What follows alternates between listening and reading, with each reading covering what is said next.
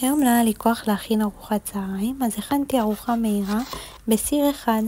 קילפתי בצל, חתכתי אותו לרצועות, והוספתי אותו לסיר, וכל פעם הוספתי מעט מים. זה גורם לקרמול כזה של הבצל, וזה נהיה ממש טעים. חתכתי חזה עוף לקוביות, ממש ככה. כשהבצל הגיע למצב כזה, הוספתי מעט שמן. ואת הקוביות של החזה עוף שחתכתי. אני מוסיפה חבילה שלמה של פתיתים ומערבבת ממש טוב.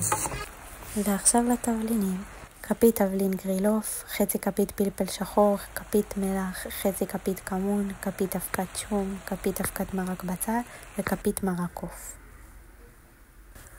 אני מוסיפה מים עד לכיסוי, מוסיפה כף סילן, מנמיכה את האש עד הסוף, מכסה את הסיר ומחכה חצי שעה בתיאבון.